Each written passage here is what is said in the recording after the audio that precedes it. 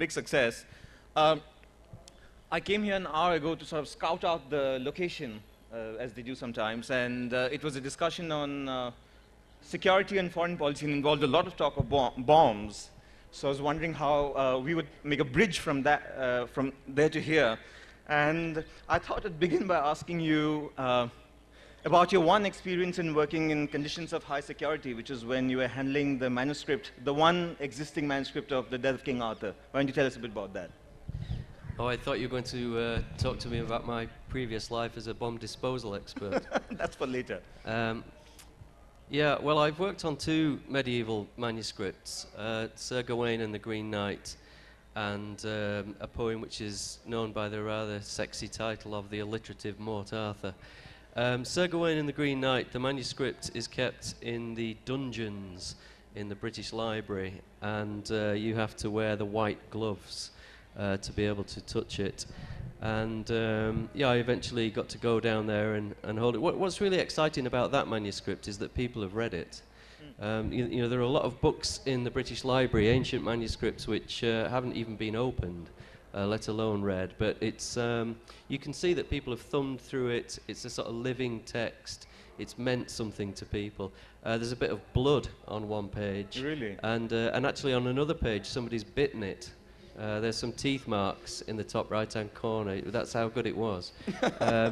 The manuscript for The Death of King Arthur is in the library of Lincoln Cathedral, and it's in a manuscript with many other documents, including a cure for warts, a sort of medieval recipe for getting rid of warts. But it's really wonderful to see the handwriting, you know, to see the actual you know, the hand behind these poems. We're not sure in the case of one of the poems whether or not the hand that wrote the manuscript was the actual hand of the author or just a scribe. But you know, it reminds you that these were living poems, that they came ultimately from an author's mind. And you know, it's not just a privilege; it's a kind of obligation, I think, to bring these old texts into the present. But that sort of happened for you mid-career, isn't it? You'd already done a lot of work in poetry by then. Yeah, that's right. I don't know why a lot of poets turn to translation mid-career, but they do. I think you get to a point where, I mean, you're always looking to refresh your voice and to sort of change directions, and you don't know how that's going to come about. And blending your own voice with a voice from the past produces a new kind of harmony and takes your voice in a different direction. I mean, the kind of poetry that exists in these old texts, there's a lot of alliterative structure, and I don't think it's something that you could do in contemporary poetry and get away with. Yeah, that's right. But it's fun, and you know, I think it reminds us that music, you know, cadence, sound structure, the sonic properties of poetry have always been really important. They're still very important to me. And I suppose I'm a narrative poet as well, and you know, they're great stories. Well, why don't we...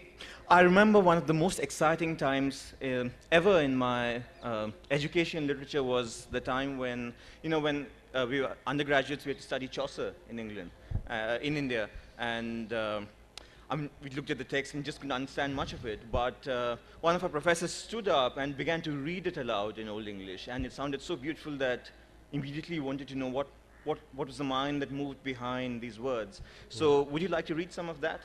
Well, I'll read a little section from The Death of King Arthur. Just to talk a little bit about the story first, to put it in context. King Arthur and his knights are at Camelot, wherever that might be, and they are disturbed in their Christmas festivities by a knock on the door from a senator from Rome who demands that Arthur pay taxes and tributes to Rome for the lands that he's conquered in Europe. And you know, like a lot of British history down the years, rather than pay up, he decides to go to war and remind Rome that Britain owns the world. So he sets off on a campaign, but before he does that, he has to encounter an ogre on St. Michael's Mount. And there's a fantastic description of this monster which Arthur must kill first. So this is my translation of that section. His mane and his fringe were filthily matted, and his face was framed in a half-foot of foam. His face and forehead were flecked all over like the features of a frog, so freckled he seemed. He was hooked-beaked like a hawk with a hoary beard, and his eyes were overhung with hairy brows. To whomever looked hard, as harsh as a houndfish was the hide of that hulk, from head to heel. His ears were huge and a hideous sight. His eyes were horrid, abhorrent and aflame. His smile was all sneer, like a flat-mouthed flounder, and like a bear his foreteeth were fouled with rank flesh, and his black bushy beard grew down to his breast.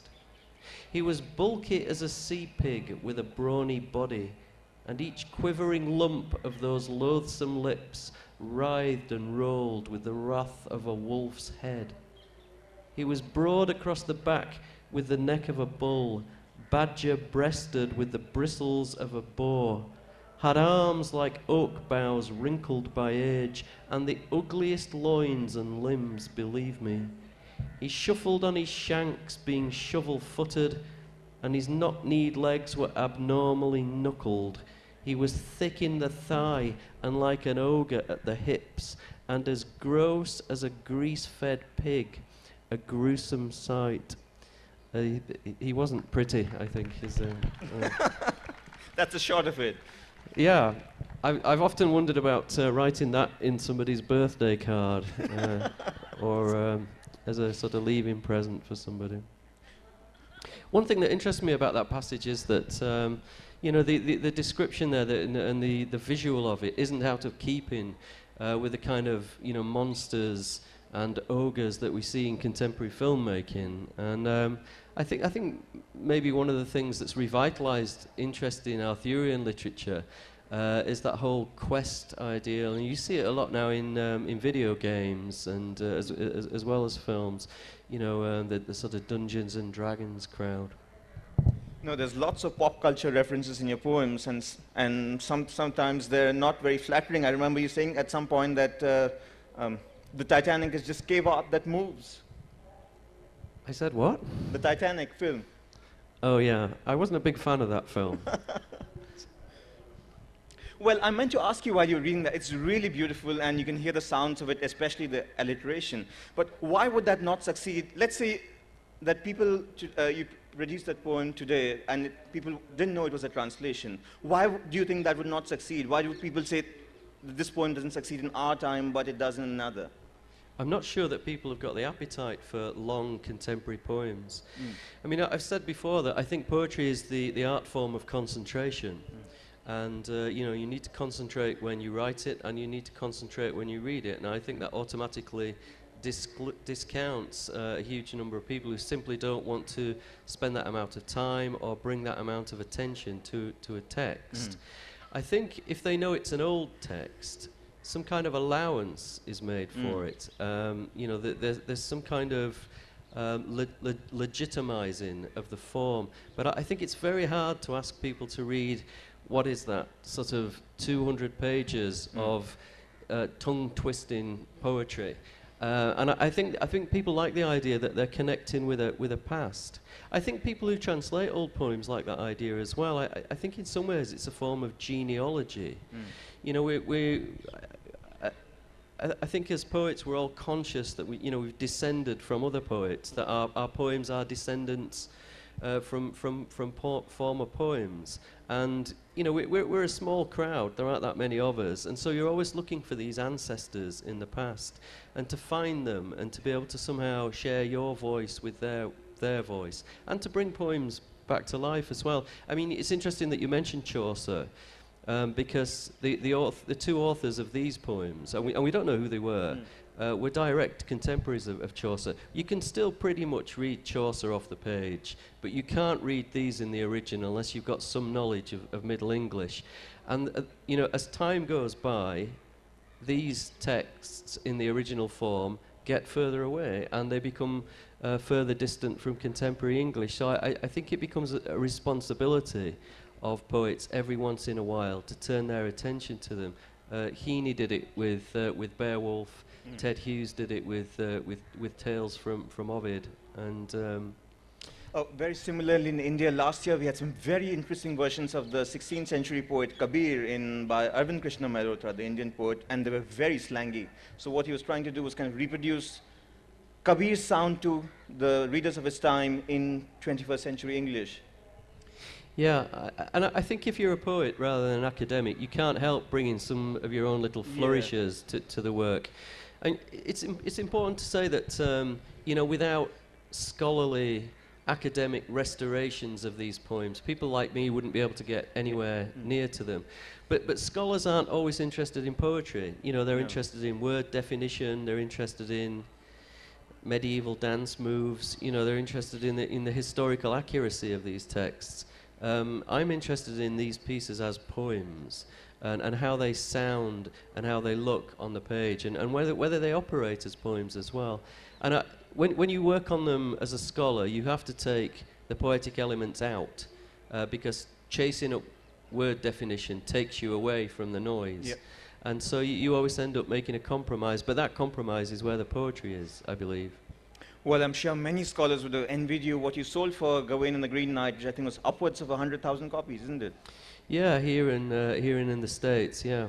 And it only started really as a little hobby. It was something that I was doing on the side, just to keep me occupied, and to you know, just a quiet little pastime. I mean, I don't know whether there are other poets in the audience or whether they feel this, but you can't write poems every day. You simply can't operate at that pitch. But you can get on with a translation because the text is there. So you don't have to worry about those three big anxieties. You don't have to worry about how to start it, how to finish it, or what goes on in the middle. You can just do sort of 5 or 6 lines a day. It's like knitting, I imagine. Well, I don't know. We should bring up the cliche of some grandmother saying, well, that's exactly right. It was exactly the same when I tried writing poetry. Well, you know, I was looking when I was trying to do some reading up for speaking with you that I'm sure like many other poets, you publish your first poems not in book form, which is different from novelists, but in a literary magazine somewhere. And in some way, you're formed by literary magazine culture. And what was it like? I'm sure lots of people also want to know what it's like to, when you write a poem, what do you do with it? It's different from writing a novel. Where do you send it out to? What do you expect? What was it like for you in the 80s? Well, my guess is that the situation's changed now with the internet, but at that time, you used to be part of a writing group. You would write your poem, you would put it in an envelope, you would kiss it good luck, you would send it off to a magazine, and it would come back. And you know, I've probably got enough rejected poems to wallpaper a small back bedroom somewhere in my archive. But that was the process, really. You tried to get pieces published in small local magazines that were often run just out of people's passions. You know, these magazines would only sell 150, 200 copies. And you built up a manuscript of poems that you'd published in these magazines, and then you sent it off to a publisher. But I guess it's still difficult trying to get your voice heard. But I think through that process, what happens is that you develop an idea of the kind of poems that you're writing that people want to hear. Because I had a real scattergun approach at that time. I was writing poems in lots and lots of different styles.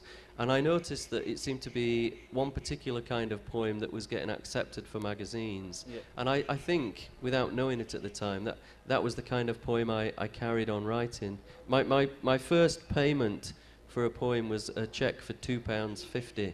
And I never cashed it. I've still got it. It's framed on the wall. And actually, I don't think it ever gets any better than that. I don't think it ever gets better than seeing your very first work in print.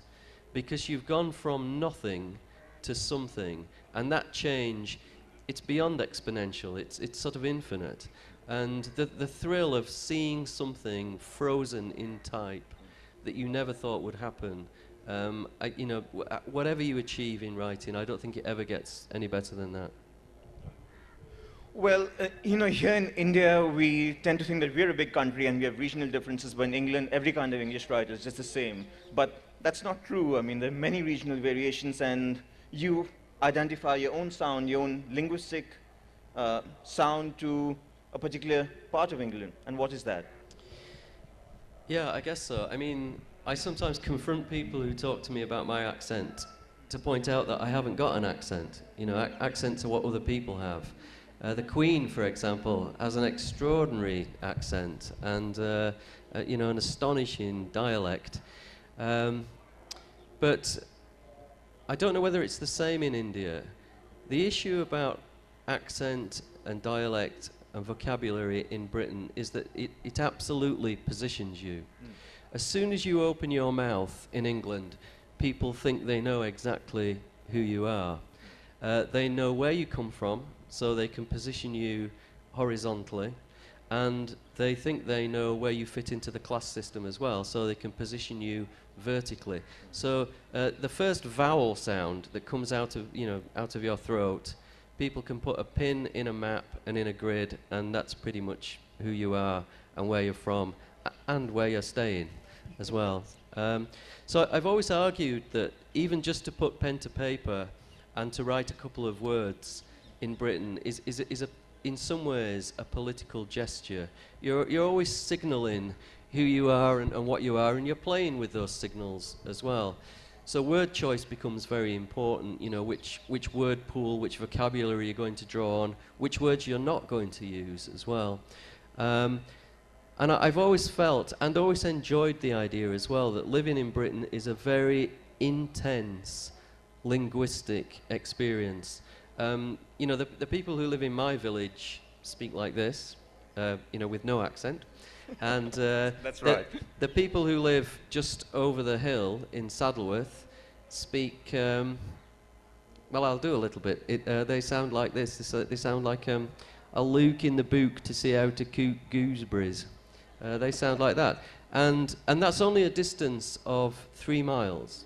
And those variations, to a greater and lesser extent, are true all over Yorkshire and continue to be true county by county, region by region. And then, of course, we have other languages within Britain as well. And so the geography, the vocal geography of your poetry becomes incredibly important. And I've sometimes wondered and worried about how these poems translate, because they're full of little nods and winks, which are all about what it means to sort of speak like this in Britain. I once went to a festival in Struga, and they'd been translating some of my work into Macedonian, and I had a poem which had a line in it which was kipped for an hour in the cash point lobby. And the whole poem was very colloquial, and I asked somebody to translate it back out of Macedonian and into English, and that line, kipped for an hour in the cash point lobby, came back as smoked fish for 60 minutes in the wage demonstration.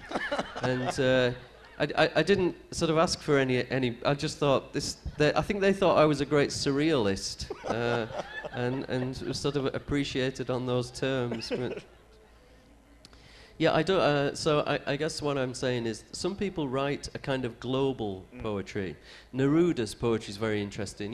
He writes about rivers and streams and love and the moon. They're universal symbols, and they're translatable.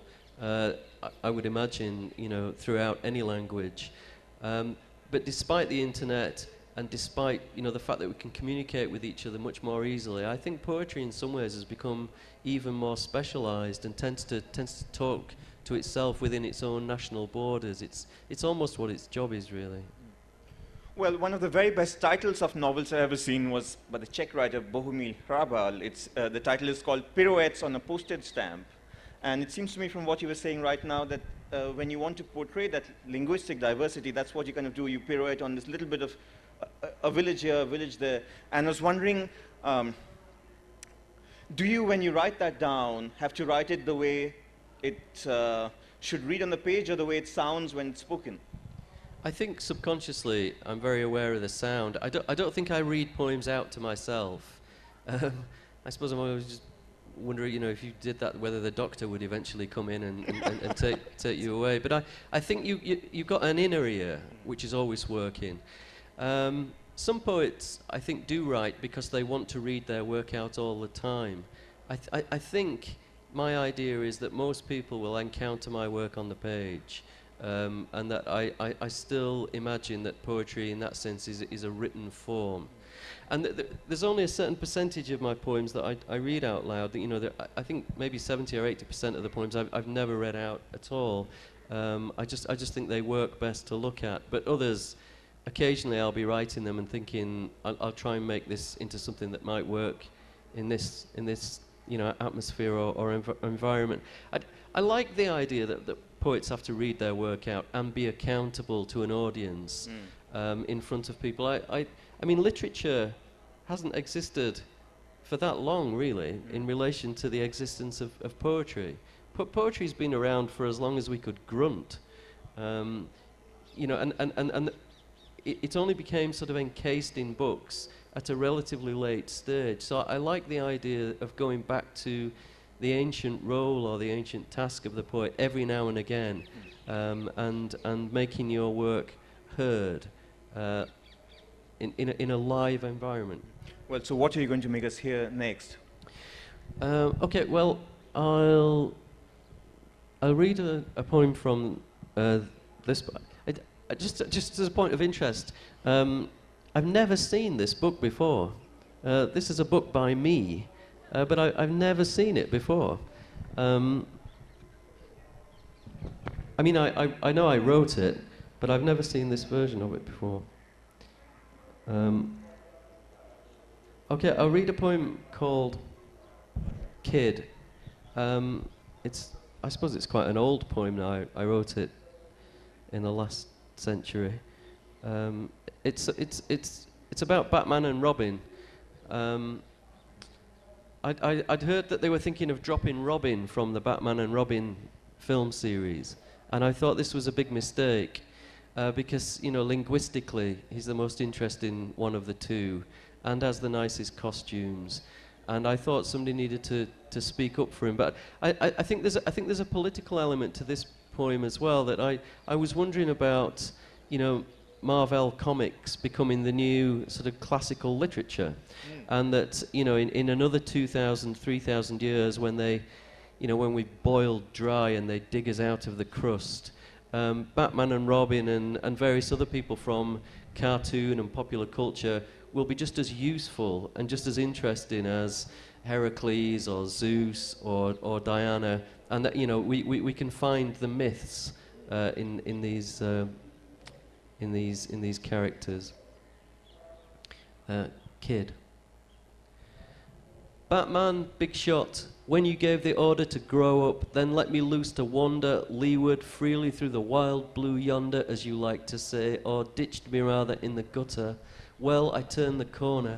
Now I've scotched that he was like a father to me rumour, sacked it, blown the cover on that he was like an elder brother story, let the cat out on that caper with the married woman, how you took her downtown on expenses in the motor, holy Robin Redbreast nest egg shocker, holy roll me over in the clover, I'm not playing ball boy any longer, Batman, now I've doffed that off-the-shoulder Sherwood Forest green and scarlet number for a pair of jeans and crew-neck jumper. Now I'm taller, harder, stronger, older. Batman, it makes a marvellous picture. You without a shadow, stewing over chicken giblets in the pressure cooker, next to nothing in the walk-in larder, punching the palm of your hand all winter, you baby.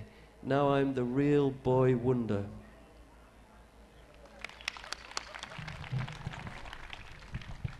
That was very nice. Well, Simon, I met somebody this afternoon, and a very attractive young girl, young lady, and she said, so what is your next event? And I said, I'm speaking with Simon Armitage. And she said, oh, you're beautiful. And I thought, well, this takes one a long way speaking to you. And then I said, thank you, as one should. And she said, but no, it's the title of an Armitage poem. So, Yes, sorry about that. well, next time do me a better turn. I thought you looked a bit crushed when I bumped into you. Well, do you want to read that now then? Because she did say she wanted to listen to it. Okay, yeah, I will.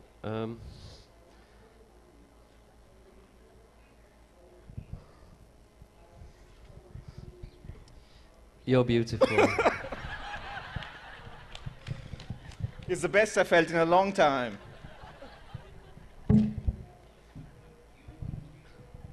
It goes on a bit, so you might want to settle down or leave. I don't know. You're beautiful because you're classically trained. I'm ugly because I associate piano wire with strangulation. You're beautiful because you stop to read the cards in newsagents' windows about lost cats and missing dogs. I'm ugly because of what I did to that jellyfish with a lolly stick and a big stone. You're beautiful because for you, politeness is instinctive, not a marketing campaign. I'm ugly because desperation is impossible to hide. Ugly like he is, beautiful like hers. Beautiful like Venus, ugly like his. Beautiful like she is, ugly like Mars. You're beautiful because you believe in coincidence and the power of thought. I am ugly because I prove God to be a mathematical improbability. You're beautiful because you prefer homemade soup to the packet stuff. I'm ugly because once, at a dinner party, I defended the aristocracy and wasn't even drunk. You're beautiful because you can't work the remote control. I am ugly because of satellite television and 24-hour rolling news. Ugly like he is, beautiful like hers, beautiful like Venus, ugly like his, beautiful like she is, ugly like Mars. You're beautiful because you cry at weddings as well as funerals. I'm ugly because I think of children as another species from a different world. You're beautiful because you look great in any colour, including red. I'm ugly because I think shopping is strictly for the acquisition of material goods. You're beautiful because when you were born, undiscovered planets lined up to peep over the rim of your cradle and lay gifts of gravity and light at your miniature feet. I'm ugly for saying love at first sight is another form of mistaken identity, and that the most human of all responses is to gloat, ugly like he is, beautiful like hers, beautiful like Venus, ugly like his, beautiful like she is, ugly like Mars. You're beautiful because you've never seen the inside of a car wash. I'm ugly because I always ask for a receipt. You're beautiful for sending a box of shoes to the third world. I'm ugly because I remember the telephone numbers of ex-girlfriends and the year Schubert was born. You're beautiful because you sponsored a parrot in a zoo. I'm ugly because when I sigh, it's like the slow collapse of a circus tent. You're beautiful because you can point at a man in a uniform and laugh. I'm ugly because I was a police informer in a previous life. You're beautiful because you drink a litre of water and eat 5 pieces of fruit a day.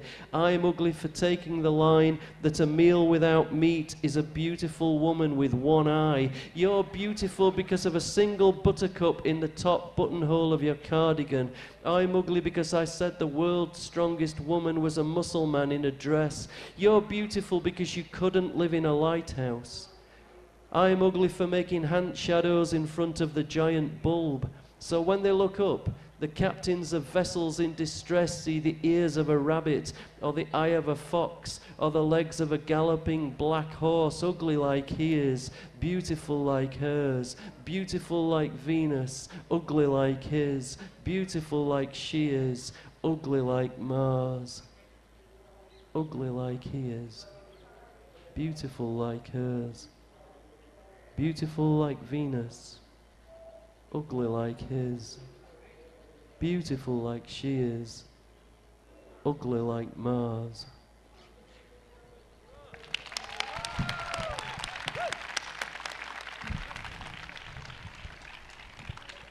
Simon, a quick question. How do you manage not to laugh when everyone else is laughing? Because I never manage. Well, I'm not funny. That might have something to do with it. Well, I think that poem really brought out one of the very best things about your work is that there's somewhere beneath the wonderful lines, there's a story that's working its way through, a backstory or a story happening in the moment. And it reminded me of that fantastic moment in a poem of yours called Sympathy, where I think you picked up a real-life incident where there are these twin brothers, and one of them is shot dead in some sort of revenge a contest, and so the twin is still alive. He decides to take revenge on behalf of his brother, and so he knows who the murderer is, and he goes up one night, kicks open the door of this person's house, and walks up the stairs. He has a gun in his pocket, and he opens the door. This man, the murderer, is playing on his Xbox, which I thought was a nice touch, and so he draws up the gun and looks at him in the eye, and this person is asking for mercy, and then after a man shoots, and at this point we come across the line, and then nothing happens really, and you come across the line, I'd emptied the cartridge at home and loaded up with ashes instead, my brother's. And we arrive at this, I don't know, it seemed like a very Hindu moment actually, where death is represented by ashes and not violence, and this man's face is sprayed with the powder of the ashes of the man he'd killed. And you know, at some level this is both very touching and funny, but what I like best after that is the line, then I turns and walks. And it seemed to me it would be so much less resonant if you just wrote the standard English line, then I turned and walked. So I wanted to ask you, sometimes when you see something as perfect as that, did it all come out in one go, or did you have to work on that and tweak some of those things in that? Well, the poem that you're referring to is the sort of poetic recreation of a true story. I read about it in the papers, and I was surprised. I'm often surprised by small stories that you get in the newspaper that aren't headline stories. So, as you said, this man shot his twin brother's killer with a shotgun, and the cartridge was full of his dead brother's ashes. And I suppose, in that sense, there was a kind of poetic justice. That was what was being executed at that moment. And it had happened in a part of the world not far from where I live, so I recreated it through, yeah, it's sort of a dialect poem, really. I suppose what's happening in that poem, and maybe that poem I just read, is that I think the function of poetry, and the reason that it isn't prose, is that you're trying to describe a kind of inner life. You know, we encounter descriptions of the outer world in things like newspapers and more factual publications, and you know, we're very familiar with the outer world, but the inner world is probably the most important one. That's the one that makes us function, it makes us respond, it's how we perceive things, it's how we want other people to perceive us. And the poems, in my view, are creations of that inner world. So the kind of vengeance that was taking place, I imagine, is the kind of vengeance that most of us might like to carry out. Yeah. Something brilliant, horrific, poetic, an imaginative revenge rather than an actual real one. And I would say that's true about the You're Beautiful poem as well. I mean, it plays with gender and, you know, the persona of the person speaking in the poem, but I think it's expressing a kind of an inner life and a confusion and a frustration that often comes with being, you know, whatever gender you are and in whatever situation you're in. Who would you say are or you perceive as your main influences, not just in terms of language, but also maybe sensibility? Because I see that you write, like you said when you were first starting out writing poems, there's a particular kind of poem that maybe other poets write it and people read it and say that's an Armitage poem. Where does that come from? Well, I mean, I don't know whether influence, but my main inspiration came at school when I started reading Ted Hughes. I hadn't really encountered much poetry before that. And it was one of those real light bulb moments for me. Suddenly the world was an interesting place and you could contain it within small chunks of language. And ever since that happened, I've always thought of poems as being acts of magic.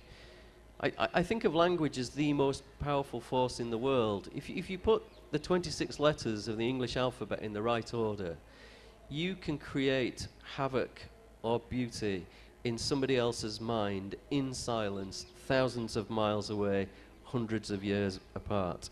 And I still think of that as something bordering on magic, really. So Hughes, for me, will always be the person who tripped that idea and set me down that road. The poets that I've always been most interested in are poets who sound, and poems which sound like they're speaking. I don't mean that they have to be monologues, I just mean that they've got some kind of relationship with the living voice. There was a noise in British poetry in the 80s, maybe the 70s and the 80s, which I didn't like. It sounded like a man leaning against a piano with a cigar in one hand and a brandy glass in the other. And it was something rhetorical, something that carried on with the belief that, you know, the poet at that moment was the center of the universe. And I didn't find any comfort or truth in it. And I found much more validity in American poets of that time. It just sounded like the poems were speaking. It was as if the curtains were opening, the poem came on, it did its little act, it spoke to the audience, it spoke to the reader, and it went off again. And I've always been attracted to that. So that goes right back to Chaucer. It goes, you know, beyond Chaucer. It comes down through Browning, Hardy, you know, these little psycho mini dramas that you get in the poems, people speaking, like little stage turns. Paul Muldoon was a poet that I was always interested in because he reworked the living language. He got extra traction out of, you know, conversational tone. He found lyric within it.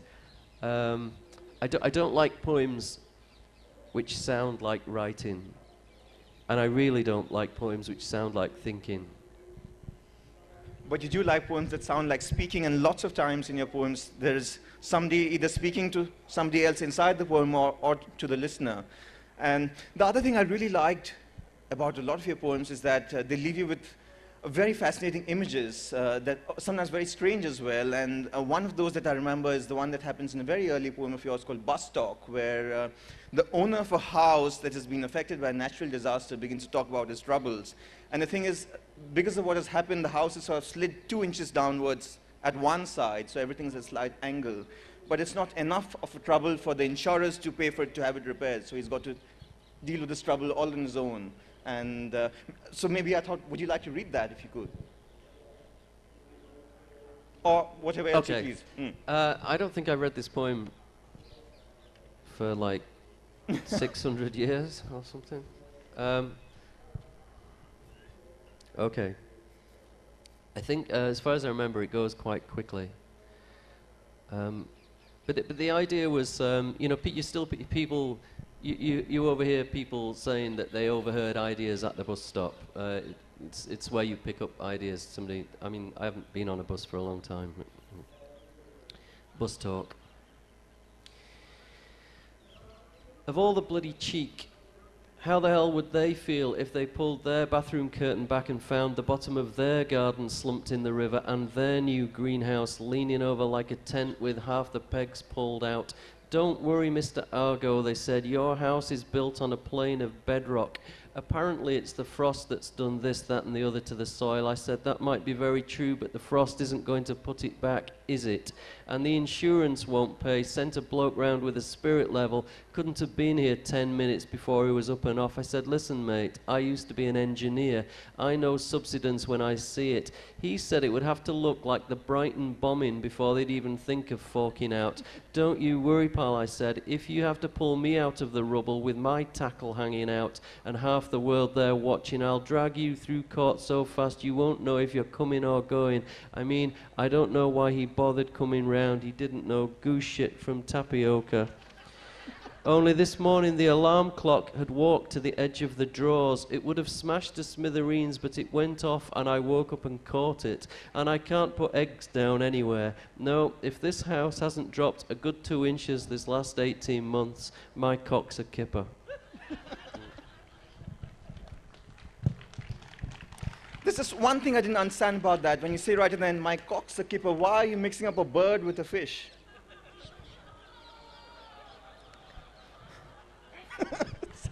I think you know why. Well, I mean, it's interesting to go back to that poem. That was. I mean, I probably wrote that poem about 1990, something like that, and I probably thought of it at that time as a performance piece. You know, something a little bit eye-catching or ear-catching to do at readings, and it did end up in my first book. But I've always been very interested in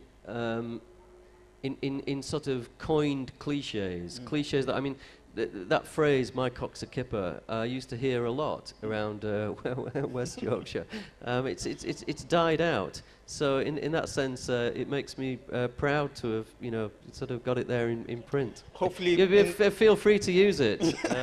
I was just going to say, it might lots of become people the in kind of Jaipur- motto of the festival. So. I don't know if William will get much funding for next year's if that sort of. You never humanities know. aspect. I think I think festivals need to take more risks. So, the Jaipur Literature Festival, my cock's a kipper. It could be sort of underwritten by a tandoori chicken brand then. Again, I think you're deliberately misreading the poem. You know, we've got an hour together. We must have some fun, else it become really boring, and we don't want that. Well, how much time do we have? All right, I can ask you a couple more questions, and then people here can as well. You know, lots of people here I've happened to see over the years also want to become writers and come here very seriously trying to learn from, not just from what you say about literature, but also your own trajectory in working in the economy of literature.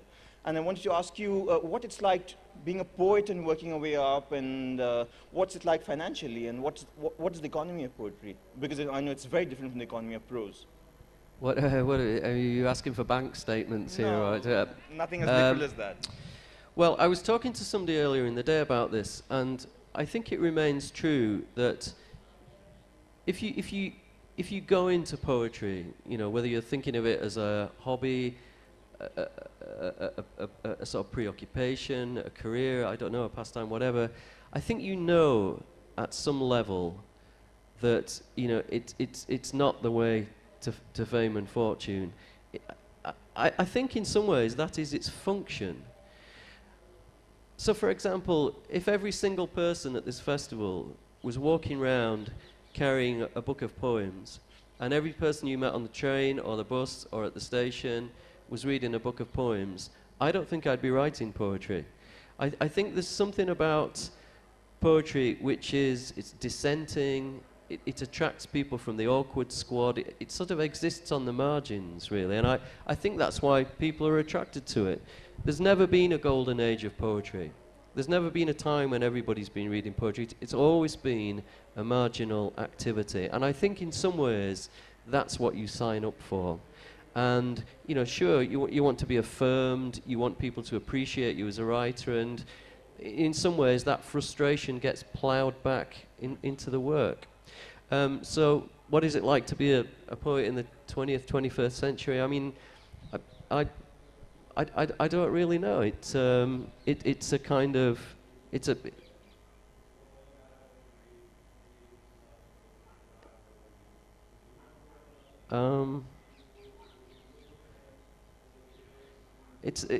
there's an obstinacy about it, which I think most of us relish. Yeah. And, you know, but poetry seems to have a job to be obstinately not prose. And occasionally it becomes more popular, and then it becomes facile, and then it goes back into its hole and it reinvents itself. But within those parameters of being a little bit popular and being almost dead, I don't think it's ever really gone above or below those parameters. And I'm very comfortable in that bracket. And I think, like most poets in Britain, I do other things. I teach at a university. I write non-fiction. I've written some novels in the past. I won't do that again because that felt like having a job. I'm involved in sort of broadcasting. I write a lot for radio and TV. But essentially, they're ways of keeping the poetry going. Because given the choice, that's what I want to do for the rest of my life. Just sit and write poems.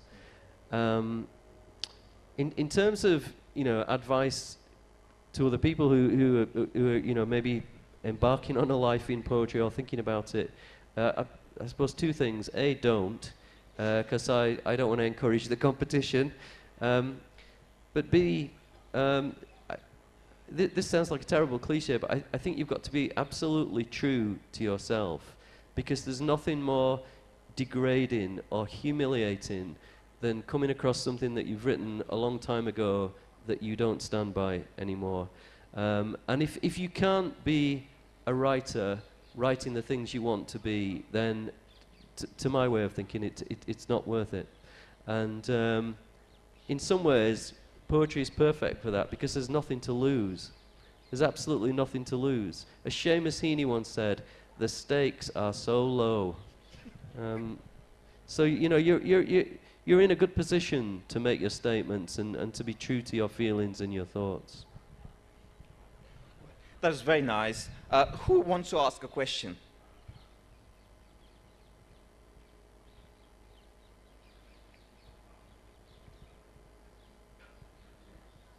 Yes, in the front row. Ladies and gentlemen. Right there in the front row.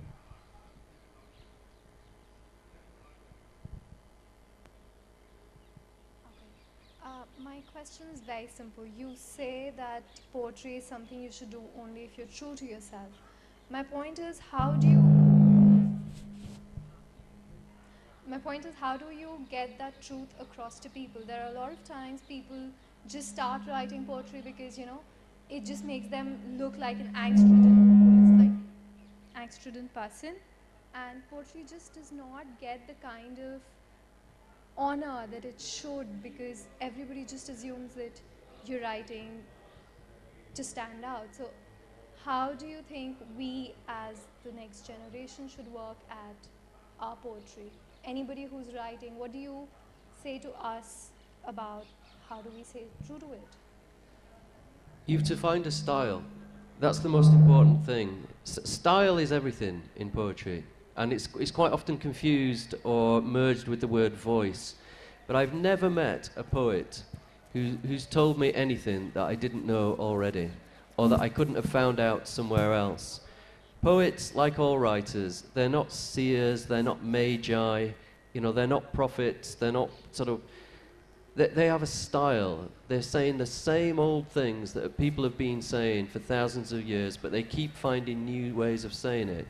And I think that's what the job is. That's the task. Again, I was talking to somebody else the other day about this, and we were noticing how, you know, matters of the heart have never changed. You know, we've never solved it. We've never solved that problem. You can take a heart out of somebody, and you can put it into somebody else. I mean, the technology is incredible. But the issues of loving people, how you behave with other people, they'll never be resolved. And you need to, if you want to make statements around those issues, you have to find a style. Otherwise, you're just kind of repeating what's gone on before.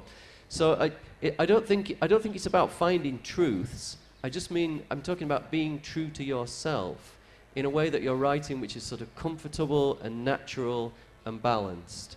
And that, you know, if you can represent yourself in a poem in that style, then that becomes a very kind of harmonious activity. So that's what I would encourage. Don't go chasing other people's praise, because I think that's just a way of making yourself look foolish and feeling foolish as well.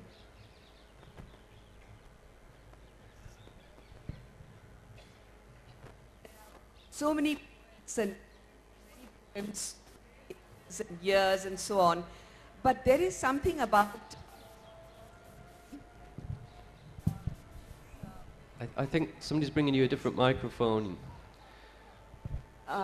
What I mean is that there's something about poetry.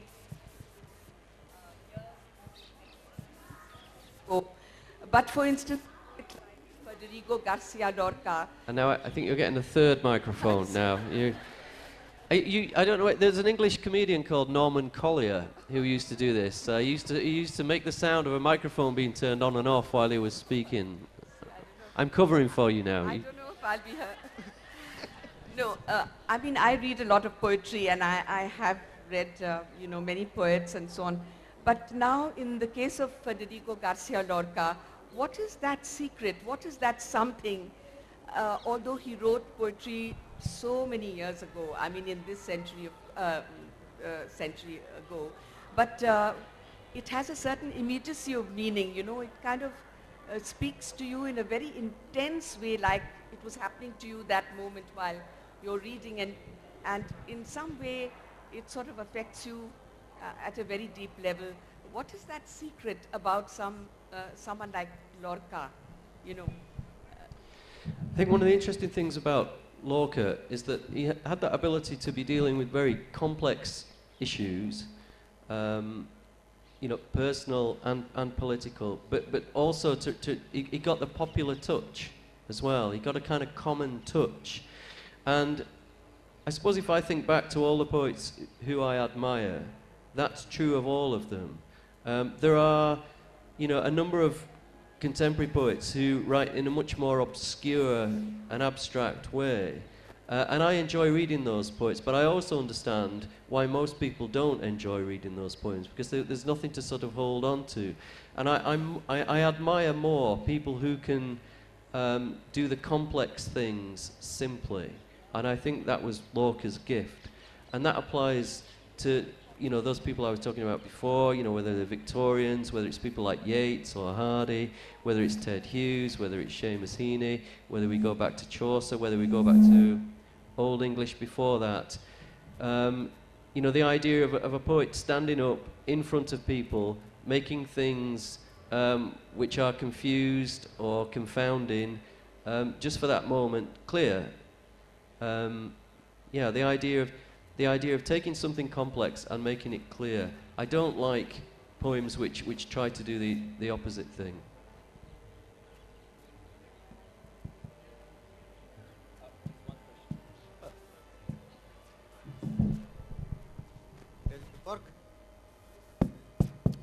It works this time. Tell me, people write histories, anthropology, and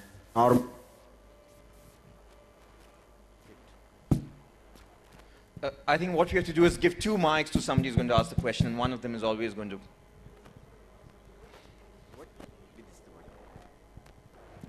Works? Yeah. So do you think that those who make decisions about our lives as kings and rulers, do they get moved by poetry? Because it is the poetry which touches the heart of the people. And if the poetry is a way of expressing dissent with the society, sometimes you do resent about society, and it is also because of the wider environment in the society, can they become kind of a policy document for sensitive rulers? Simon. I once heard a story about Margaret Thatcher meeting Philip Larkin, and she said to Philip Larkin, I'm a great admirer of your work. And he said, well, can you quote any of my poetry then? And she said, yes, I can. All day her mind lay open like a drawer of knives. And that's the most chilling story I've ever heard. And the idea that poetry might appeal to people who are making decisions about our lives, it's always made me think that maybe it's not a good thing that we put poems in front of those people if they're the lines that they're going to remember and quote back at us. We have one last question from the gentleman there, if you still want to ask it. Hello? Oh, no, we're on. Hello. I was wondering if you ever tried using poetry as a way to impress girls, and if so, work and which poems? There's the voice of desperation. Somebody once asked the American poet John Berryman why he wrote poems, and he answered, to get X into bed. And I don't know whether it worked for him. I've got a lovely wife and family, and I hope that my poetry was part of the appeal. Very fun. Well, that brings us to an end of this session, and if you would like to buy Simon's books, he's going to go straight across into the book tent where he will sign copies only after you buy them. Thank you very much for coming. It was really good fun. Simon, was it? All right.